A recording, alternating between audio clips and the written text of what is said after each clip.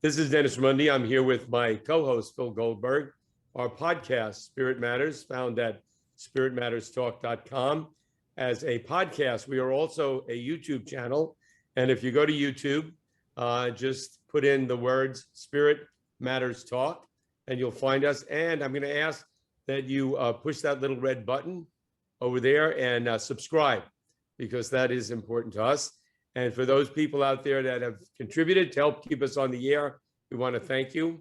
We are very excited about our guest today. We have back on the show Sadhvi Bhagawati Saraswati ji. She has a remarkable story, and she is a graduate of Stanford University, wound up in Rishikesh, India, had a very profound experience, and has been there as a spiritual teacher and student for 25 years. And her latest book, From Hollywood to the Himalayas, which I told her before is one of the great titles. It's a great book and very inspiring. And we are thrilled and excited to have you back on the show. So thank you so very much for taking the time to come back on with us today. Oh, it's such a joy. I'm so happy to be here with you both. Thank you. We should tell our listeners we interviewed you for the show, I think about 3 years ago, and that interview's in our archive. So we want to encourage all our listeners to go there and hear Sadhvi Part 1, the prelude. And now on this show, we want to focus on your memoir, From Hollywood to the Himalayas, which is a really interesting story. I have to say, I haven't finished reading it, but I've already learned more about you than I knew before. For example, I didn't know you had a crush on Andrew Harvey. Could you not have a crush on Andrew Harvey? I mean, could you Good be point. a thinking, feeling human of any gender and listen to him speak about Ramakrishna and Rumi and loving God and not just want more and more and more of that? We can get 2 interviews with Andrew right here in our archive. And so we'll direct our listeners to that. Crush on Andrew aside, what got you to write this memoir? I've seen it in Rishikesh, I've been to the ashram, I know you have a busy life, but you found time to write this. Tell us why. Yeah, Phil, and you know, crush on Andrew Harvey goes back 30 years. That was a beautiful moment in time when my husband was taking classes at CIIS, getting his master's, and I had some time and started taking, it was before I had started my Ph.D. program, and took a couple of classes there from Andrew. I was probably 22, 23, 22 at the time, and had no idea. I mean, it was absolutely the first I had ever heard of either Rumi or Ramakrishna or pretty much anything he spoke about, but I just adored him. So it planted a very beautiful seed. And then fast forward 3 years, and we went to India, not connected to Andrew, other than a trip to India that for me was a trip that I really didn't have any idea why I was going. Because although I had certainly loved the classes that I had taken, it didn't spark in me this sense of, oh, I have to go to India or I'm interested in India. And so when we went, for me, I really had this question of, why am I going? This makes no sense. I had already started my PhD program. By that time, I was actually a few years into it. I had done most of my coursework and was really on track. And the idea of taking a semester off of school and going to travel in India was not something that for me made any sense whatsoever. But I agreed to go. And Rishikesh was the very first place we went. I had opened a 500-page Lonely Planet guidebook in Delhi. It was 1996, so you couldn't just ask Google where to go in India. But we had a Lonely Planet guidebook, and I opened it, and it said Rishikesh. And I was already a yoga student. I was already taking yoga in the Bay Area. I was a nature person. I loved mountains and rivers. And Rishikesh was a place that offered mountains, a river, lots of yoga classes. And best of all, it was quite close to Delhi. So it didn't require a major decision from the first few days in Delhi. And we thought, well, let us just go to Rishikesh. We'll stay there for some time, and then we will plan the rest of our India trip from Rishikesh. And we arrived in Rishikesh and put our bags down in the hotel. And I was drawn back to the river. I didn't know that Ganga was holy. I didn't know anything about Ganga. I didn't know this is the river worshipped as the mother goddess, worshipped as the bringer of life and liberation.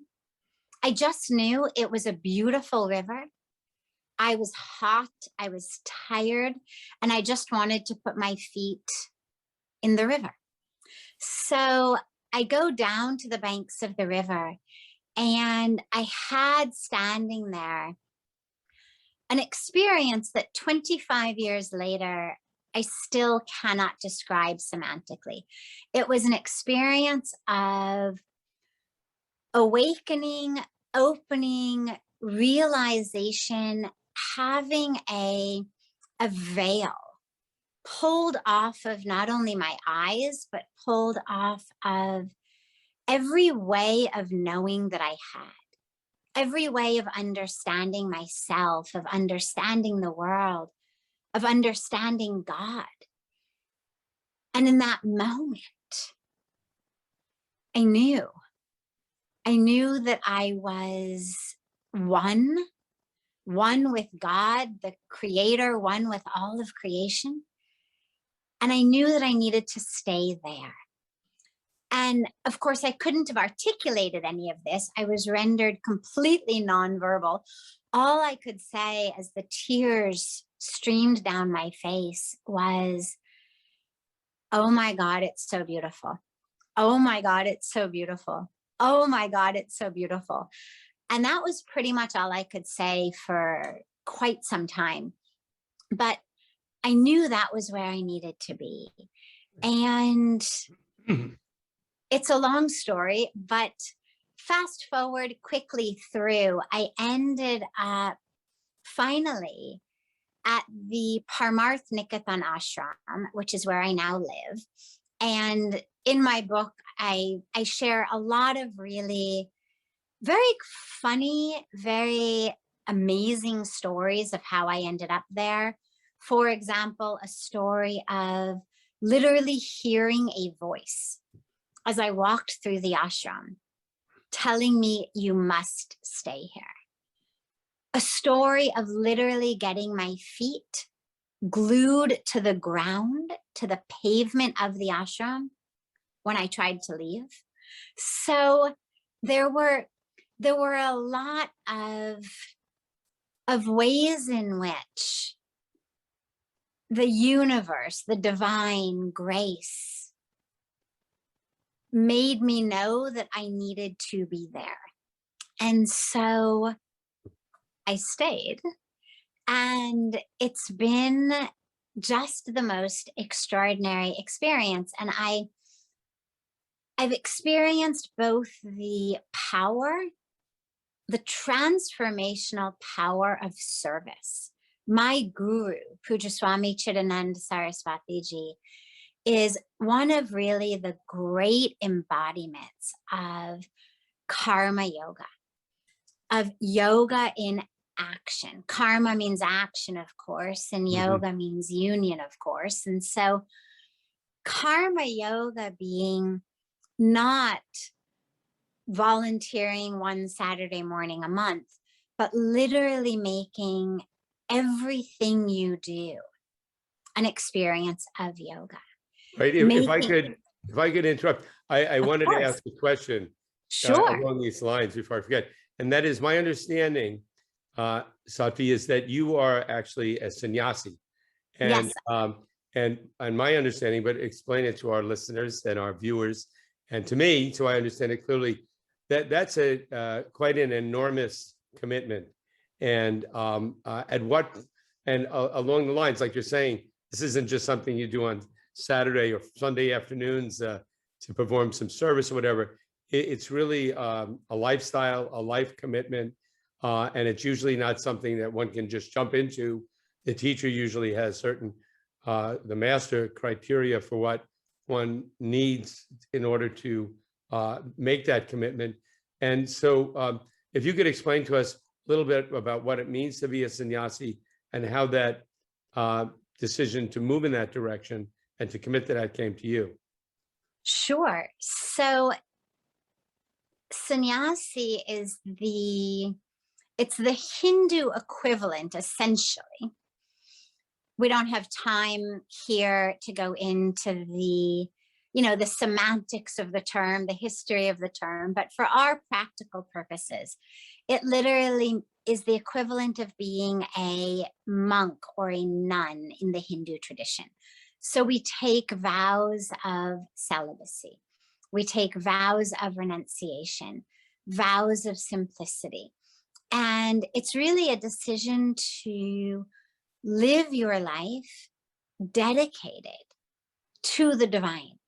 And so for me, it's been an amazing experience. As we discussed, I was 25. I had been married. I certainly was not someone who grew up thinking that there was anything wrong with sex or anything to be avoided about that. I was not someone who was abstinent with regard to anything.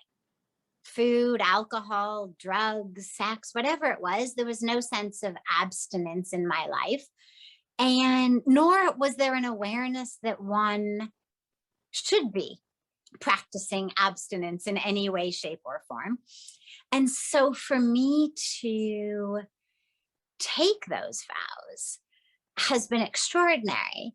And I took them because it was so obvious to me from the beginning that which I was given through this spiritual experience, that which I was given through the opportunity to serve, to be engaged in karma yoga, every minute being an expression of union, to be engaged in bhakti yoga, love for the divine, jnana yoga, this wisdom, that these paths that I was shown, the blessings that I was given, were so deeply fulfilling to me that even though the idea of abstinence was never something that had ever occurred to me, suddenly I no longer found myself interested in any of that. So it wasn't for me a matter of discipline or restraint or having to push things out of my life that I really had wished were there. It was a very, very natural, very easy process. In fact, I used to say that I felt like God had come through with a dust buster, the vacuum cleaners that go into the little corners and had come through and had really dust bustered out of me every part that was not conducive to living this life of spiritual seeker, spiritual teacher, spiritual leader. in an ashram on the banks of Ganga. And whether it was a desire for bagels or a desire for sex or anything in between, it just got kind of vacuumed out of me. And there wasn't any of that desire. And so taking these vows was really a very natural progression for me. I had already been living like this for 4 years by the time my guru actually let me officially take the vows. So it doesn't sound like a torturous decision that you made, and because I've spoken to other vow-taking monks and nuns for whom it was a difficult decision, but there was a naturalness to it. What was the adjustment like? Did anything about the sannyas, the post-vow period of being a sannyasi, did anything surprise you? And I don't know where your marriage was in relation to when you made that commitment, but what happened to that? How did your parents react? How did your friends react? All that. Sure. So each of those questions is a podcast episode in and of itself. A reality series, yeah. Exactly. I'll go through them as quickly as I can. I do go into the detail of all of that in my book, which, by the way, I've done for the very first time. And that's what I'm so excited about with the book, which... One thing I want to mention, I didn't when Sure. I talked about the book. This book has been endorsed by the likes of Jane Goodall, Marianne Williamson, Deepak Chopra, and several others, Jack Cornfield, on and on. So many of those people, most of those people we've had on the show, I think all of them, and except for Jane Goodall. And really wonderful folks in and of themselves. And they really, promoted the book, pushed the book. So that speaks volumes, in my opinion. Well, thank you. Yes, it's been a great blessing. And Phil, I will answer your question here, but just to mention that the sharing of all of these details, especially for one who has taken vows of renunciation, where the past is supposed to be over and done with as though it were an earlier life. For me, I've gone into the details, not only of what happened to my marriage or my parents, but also with regard to a lot of the ways that I had struggled in my youth, in my pre-coming to India youth, the challenges, the struggles, even the trauma that I had experienced, as well as the very well-intentioned but very unskillful ways that I had been trying to deal with the pain and the trauma. And I shared all of these very, very intimate details for the first time publicly, because it feels very important to me. And this gets back also to your first question. It feels very important to me that people understand I wasn't cut from some different cloth. I didn't come out of the womb enlightened. I'm not some different special species upon whom grace has showered her blessings in a way that is qualitatively different than you. And what compelled me to spend the hundreds of hours to actually write the book is for people to understand whatever you've been through, whatever challenges, difficulties, trauma, experiences you've been through, whatever ways you've lived that have been out of alignment with your highest truth, none of that renders you unworthy or undeserving or disqualified from grace, from that experience of spiritual awakening, that experience of truth, that experience of bliss. And in order to really help people know that in a way that's honest and authentic and believable, I had to share my story in the fullness of the details. So it is all there in the book. For the purpose of a quick podcast, let's just say that my marriage ended. I originally had envisioned, because my husband had been on a spiritual path, he had been looking for a guru. And so I had really envisioned that we would live together at the ashram, that he would be thrilled that I had found this place, that a voice had told me to stay there, that I had found us at the feet of one of India's most revered saints, revered enlightened masters. But unfortunately, that was not what the divine plan was. It was not our karmic package for it to work out that way. And so the marriage did end. My parents, in the beginning, took it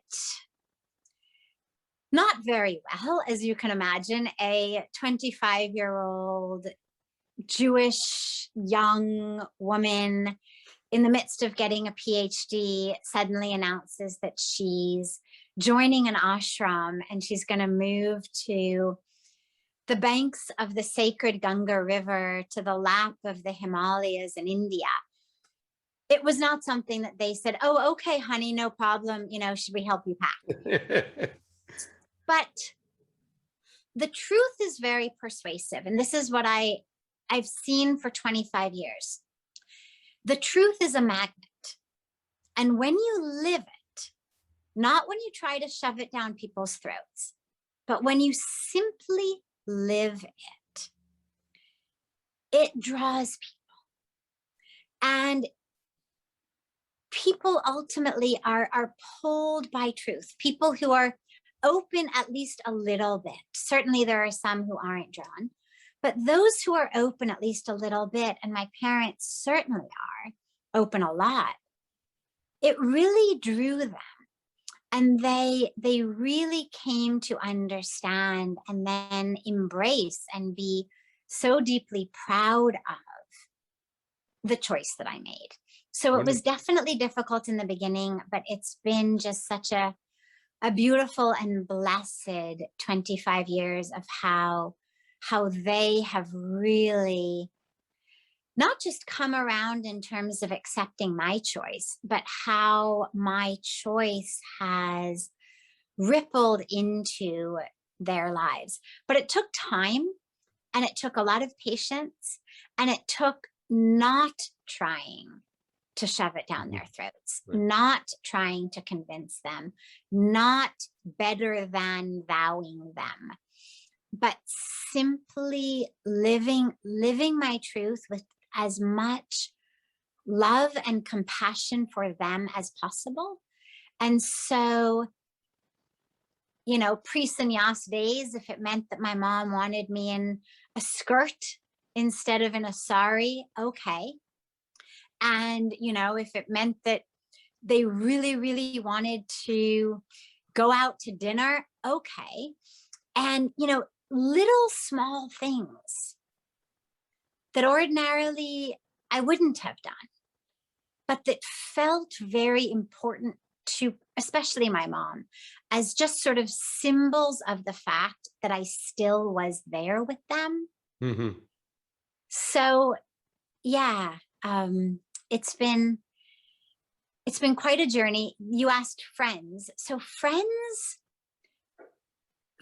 mostly thought that I was certainly a little bit off my rocker, that I was not necessarily making the right decision. You know, I had people really very well-meaning say, it sounds great, finish your degree first, work for a year or two, get yourself settled, and then you want to take a couple of years off, you know, a spiritual Peace Corps type of thing, no problem. But at least first get yourself settled. Right. And now, though, years later, but not even necessarily taking this long, it started a lot earlier. so many of them have just been so touched, inspired by, and really just in love with the decision that I made, the place. I've had friends come and visit, friends come to satsang programs when I'm in town. They have come and taken Puja Swamiji's blessings and have gotten very close to him. So it takes a little while for people to see the truth when it isn't wrapped up and packaged the way that we always think truth and happiness is supposed to be packaged. But eventually when you open up the box, when you get it open, you realize, oh yeah, there it is. Yeah. And once they see it, they're very drawn to it. Mhm. I think We have time for a few more questions. I want to ask you, you have, when you go to India, you're in Rishikesh, you have this profound experience. You seek out a teacher, you find a teacher, and you're a student, a disciple. Are you now both a teacher and a student? You still have your guru, but you have people that you teach. And what has that transition been like for you, having both? Beautiful. So let's start on the external. On the external, absolutely. Yes, I am still very much a student, very much a devotee, very much a disciple. And yes, I am very much a teacher. I lead satsang every evening in Rishikesh, which is a beautiful, precious time of spiritual questions and answers. People ask questions and answers flow through me. I do a lot of spiritual teaching. I teach meditation, and I travel all over the world giving spiritual teachings. And yet, so that's the external. On the internal level, I feel like a student, a devotee, a disciple. I do not feel like a teacher. The teaching for me on a felt sense experience is that I am simply a vehicle. I'm a vessel through which teachings come, and they, by God's grace, benefit people. But my experience feels like they come through me rather than from me. And so as I teach, as I give answers to questions in satsang, it's actually the most beautiful experience. It feels like open-eyed, open-mouthed meditation, because that flow of wisdom, of knowledge, of awareness is coming through me. And I feel very much like the first beneficiary of that. And then it overflows through me onto the world around. And yeah, I don't feel any sense at all of a discrepancy between being the student and the teacher. It all feels like both paths are simply paths of emptying oneself. The emptier I can become of ignorance, of stuckness, of false identities, the more I can absorb from my guru and his blessings, and also the more of a clear channel I can be for wisdom of the universe to flow through me for others. Sweet, beautiful. I've been to the ashram, I've been to evening arati with you and Puja Swami, and I've seen that he, I don't know when this happened, but at a certain point, he empowered you to be in a sense, a public face of the lineage and the ashram. And so you have a prominent role, and in all the seva activities that you and the ashram are involved in, which I'd like you to say some more about before we finish, you have a lead role. So one of my questions is, how did the people, not just in the ashram or Rishikesh, but the Indian people in general, how do they respond to you as a woman and as a someone not born into the Hindu tradition as an American? You've been empowered to an unusual degree, given that you're an American woman. How has that been? Yes, that has been extraordinary. And the world of Indian Hindu religion, spirituality, especially the tradition of Sanyas, the real traditional lineage of the Dharma in India,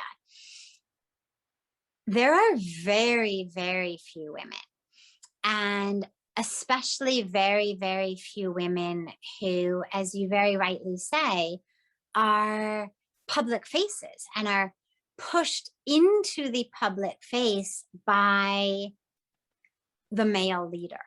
So yes, it's been really extraordinary. It has not been easy on any level. Pujya Swamiji, my guru, is very, very committed to the divine Shakti, to that presence of the mother goddess. And he's a worshiper of the mother goddess. In his own personal temple, the main deity is the mother goddess. He's a personal devotee of the goddess. And so much of the humanitarian work is focused around women and girls, and whether it's schools and vocational training programs and empowerment programs and upliftment programs, whether it's healthcare programs, whether it's water sanitation and hygiene programs, building toilets, getting toilets in people's homes, bringing clean water, ending stigma around menstruation, bringing in menstrual hygiene programs. We've been really, really committed to that aspect of the very physical embodiment of the mother goddess in the form of women. So yes, he has absolutely pushed me forward. He started doing that about 15 years ago. And literally just one night, we were having satsang. He was leading it, as he always did. And he literally just in the middle of satsang, someone had asked a question. And he says, Sadhviji. And he closes his eyes and he goes into meditation. And it's a long story that's also in the book, but he puts me in this very, very uncomfortable, difficult kind of panic situation of having to step up to the moment. And that was when I realized, oh, it's not about what you know. It's about how much you can get out of the way and let the wisdom of the universe flow. But, you know, Phil, you're right. It has not been easy at all being a woman, being someone from the West. There's absolutely been, as you can imagine, discontent. And yet, again, the truth is a magnet. And slowly, as the years have gone by and as the role has solidified and crystallized and grown and expanded, not just in India, but so much around the world, people have, I think, on the one hand, I think they've just gotten used to it. And I think on the other hand, they've actually really been drawn to it and very appreciative of it in a way that maybe helped them expand, maybe by having to accept, embrace, appreciate, respect a white woman in the role of a teacher and leader of the Dharma in saffron robes, having to do that and being able to do that has been, I think, also an opportunity for a lot of people's own spiritual and emotional and cognitive development of having to expand their own way of seeing and their own way of understanding. If I can add something to that, because in all my research, all the gurus who came to the West empowered women and Westerners to represent their lineages, and they all met with resistance from traditionalists. But in the end, it kind of brings out the universality of the Dharmic teachings. Yes. Doesn't it? Yes, of course. Of course. And we run, for example, the International Yoga Festival every year, which being able to do that is just one of my great joys and one of the great blessings of the service activities that we do. And we've got thousands of people who come from all over the world. We usually have people from right around 100 different countries. Wow. And it really shows, especially since these days you can learn yoga on pretty much any corner of any city, anywhere in the world. The fact that more and more of them are being drawn quite physically to sit on airplanes and come to India to learn makes you realize how universal the Dharma is, how applicable it is, how transformative it is for people, and that it is so much more than just learning postures or exercises or what you would learn at the yoga studio on your corner. So people are really drawn there. And if you see their faces sitting on the banks of Ganga, performing the arti, doing the fire ceremonies, the yagnas, coming to satsang, meditating, chanting, it makes you realize that the Dharma does not have any borders or boundaries. When we say Sanatan, eternal, well, eternal is not only in time, it's in space as well. And so not only is there no beginning or end, but there's no wall that says, well, it applies to these people, but not these people.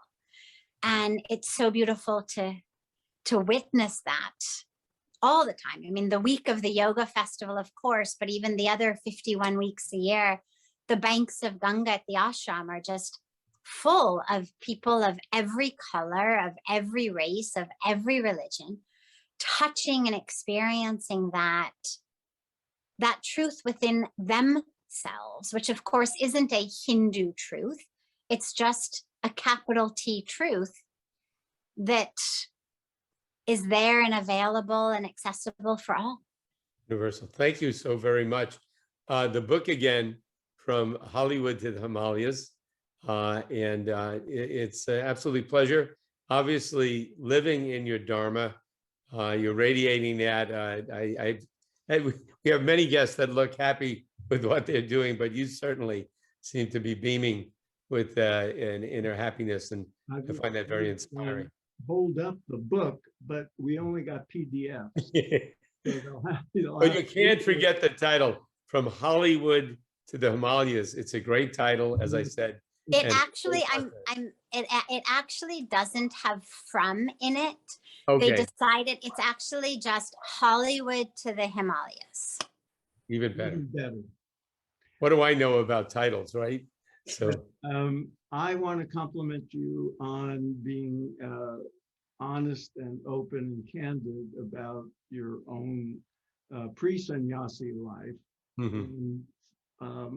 Because I agree with you that it's a service to have talked about the things you did, and you talk about having been bulimic and sexual abuse and all kinds of things that a lot of people listening will have experienced, or other sort of traumas, and so they could take inspiration that they too can heal, and they don't have to be a sannyasi to do so, as I'm sure you point out in the book, and that healing is possible and transformation is possible. And so folks, whenever you're hearing this, the book will already have been published. We encourage you to read it. And Sadhvi, thanks for being with us. And I hope we're recording this in early July of 2021. India is in the midst of a terrible COVID crisis, and you're in California because of that. I hope we both get to return, and I see you in Rishikesh in February when I'm supposed to be there, and I'll see you at Arati one evening. Wonderful, wonderful. Phil, it's been just so beautiful to be together. And yes, the book is officially out in stores on August 3rd. So I will so deeply look forward to everyone's feedback and everyone's thoughts, because of course, the core teaching is you don't have to be on the banks of Ganga. You don't have to be a sannyasi. That healing and that transformation and that opening and awakening is possible for all. So I'm very excited to, by God's grace, have people experience that for themselves. And I look so forward to seeing you in California before I head back. I've got a book tour, and then I'll head back after the book tour, but to seeing you on the banks of Ganga back in February as well. And the banks of the Pacific before that. Yes, Thanks yes, again yes. for being with us. Thank you so much. I'm going to ask you for last words, but you delivered them without even being asked, and we appreciate it. So take good care and good luck with the book tour. Wonderful. Thank you so much. Love to you. Thank you.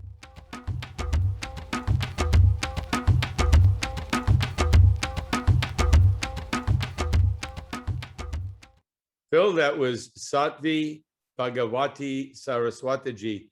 And I said it to her. She seemed really like an incredibly blissful person, and it was no act. She was full of happiness. Yeah, wait a minute. There's that Hollywood part of her book title, so you don't know. Yeah, exactly.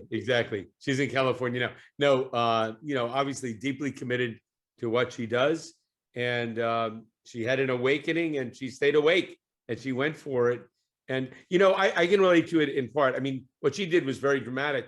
But when I was in graduate school, and I left graduate school to go on TM teacher training course, and I dropped out of graduate school, a lot of people looked at me like, Whoa, are you for real?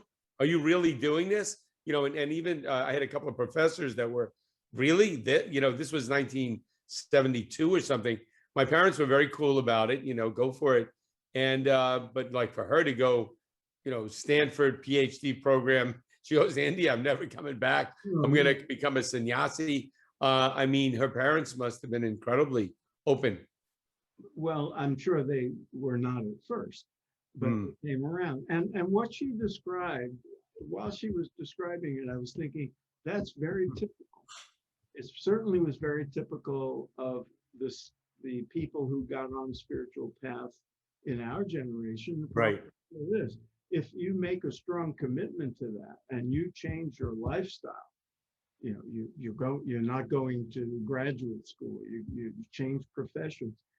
These spiritual pathways transform people's lives, and sometimes they lead to choices that are unconventional. And back in our day, just committing to meditating every day. Learning meditation was like, I don't think people, younger people, it would be hard to understand how. And actually something you get into in your book, American Veda, was how Eastern thought came to the West, and starting with Vivekananda, and that was 1890s or whatever. that he came. So before it's all so new, and then Yogananda and Maharishi, it's really just in the last 20 years or so that it's so popular. But, you know, as Sadhvi said, people come around when you don't push them, and you don't try to convert them, Right. you don't try to convince them. People, her parents saw that she was happy. That's it. She was around nice people. My parents came out to Iowa, Fairfield, Maharishi University. I'm here. And they see, hey, everybody's really nice. People are very articulate. They're polite. My son looks happy. That's all that matters. You know, it was, you know. I was happier. I was more content, and I was in less emotional pain. And that meant, and I stopped taking drugs. That was a big deal to me. No small thing. Yes. And so, you know, personal transformation is the most convincing thing. You know, so she became a sannyasi. That would be very hard for the people who love her and care about her to adapt to. But they came. Yeah. That's great. I wanted to ask you, Phil, you've been to that ashram in Rishikesh where she is. I have not. What is it like there? What's the scene? What is it like during the day? It's lovely. It's Parmarth Niketan. It's on the same side of the Ganges that Maharishi's ashram was. You can walk from there along the Ganges and get to, you know, what they call there the Beatles ashram. It's not a long walk. And across the river from the other sort of landmark ashram, which is the Shivananda, Swami Chidananda's place, the Divine Life Society. But Parmarth is one of the larger ashrams and a centerpiece because of the International Yoga Festival that she mentioned, which happens every year, usually around the first part of March. And because they do evening arti every night when the sun is going down over the Ganga, and it's a beautiful. Arti is the evening is the sort of ceremony that involves fire and offerings and a lot of chanting. It's how many people are usually beautiful, very ecstatic, and sometimes there's a lot of people. So it's a beautiful. And if somebody's in Rishikesh, can anybody visit? Yeah, anybody can go there. You know, I brought my tour groups, you know, my many evenings just to be there, and it's a beautiful thing. It's a, you know, an evening ritual. There's other places along the Ganges and other sacred rivers in India where that takes place every morning and every evening. This just happens to be because of the popularity of the ashram and the location. It attracts a lot of people. Well, it was a delight having her on. The book, Hollywood to the Himalayas, and it's available starting August 3rd, 2021. And some of you will be seeing this right before August 3rd, 2021, and many of you will be seeing it after. Once it's out, it'll be out and available. So she's really a delightful person and a wonderful guest, like so many of our guests. And if you want to go to our archives, they're free and open to the public. And in large part, they're free and open to the public for those people that have contributed to Spirit Matters, spiritmatterstalk.com. Go there and you'll see how you can support us. We are not a nonprofit. It's not a donation, but it's a contribution. And I also want to say that we are now a YouTube channel. So if you go to YouTube and put in Spirit Matters Talk, we're there and you can see us. And you can subscribe either please subscribe to the podcast and get it on your phone, or to the YouTube channel, or both. And we should just inform new listeners that we only started doing videos this year, 2021. So we have a couple of hundred or 250 or so audio only interviews an hour. I'd say closer to 300 and probably 15 or 20 video. Quite the spiritual education to go through our archive. Please, great guest. And I want to commend Sadhvi's memoir again, because while her life was very unusual, it's also very typical of seekers, and so people will find guidance and inspiration in it. Right. Okay, Till next time. next time, Dennis.